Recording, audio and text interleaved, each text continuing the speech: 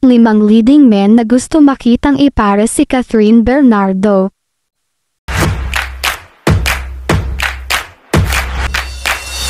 Mula sa magaan na romantikong komedya hanggang sa mabibigat na drama at misteryosong thriller, ipinakita ni Kathryn Bernardo ang kanyang galing sa pag-arte sa iba't ibang genre. Pinatutunayan na noon pa man ay higit pa siya sa kalahati ng Kathniel, ang love team na minamahal ng mga tagahanga kasama ang kanyang dating partner na si Daniel Padilla. Bukod dito, ipinakita ng box office record ng Hello Love Goodbye, ang pelikula ni Kathryn Bernardo kasama si Alden Richards, na hindi isyu sa kanyang mga tagahanga ang pagpares sa ibang aktor. Habang sinusuri niya ang mga bagong pagkakataon, sabik na inaabangan ng mga tagahanga ang kanyang pakikipagtulungan sa iba pang nangungunang mga lalaki sa Philippine showbiz. Alden Richards, ang mga tagahanga ng Kathden ay humihiling ng isang sequel ng kanilang unang pelikula, na sa kasalukuyan ay ang pinakamataas na kita na pelikulang Pilipino sa lahat ng panahon.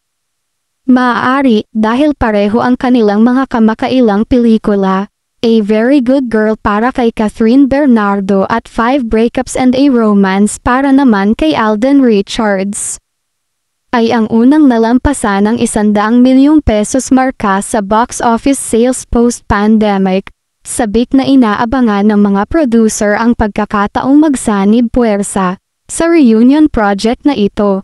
Joshua Garcia, isa sa mga pangalan ng showbiz na pinakamaingay sa social media, bilang screen partner ni Kathryn Bernardo ay ang kapwa kapamilya talent na si Joshua Garcia.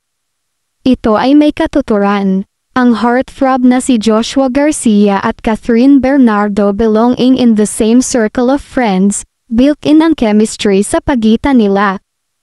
Tsaka si Kathryn Bernardo ang first celebrity crush ni Joshua Garcia.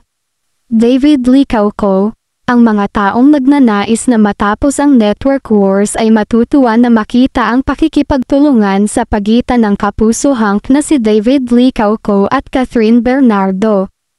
Maaari itong maging isang pag-uulit ng matagumpay na kapamilya kapuso duo tulad ng kina Kathryn Bernardo at Alden Richards. Marco Gumabaw, walang takot, matapang, ang ilan sa mga adjectives na pumapasok sa isip ni Kathryn Bernardo sa solo dump.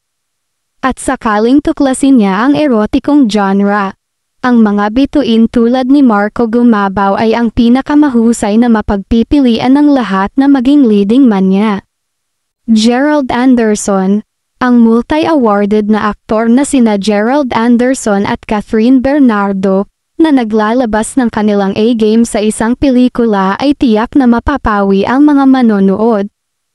At ang isang pelikulang puno ng aksyon, bilang isang kapana-panabik na prospect para sa kanilang collaboration ay tila nasa kanilang eskinita. Sino kaya sa tingin nyo?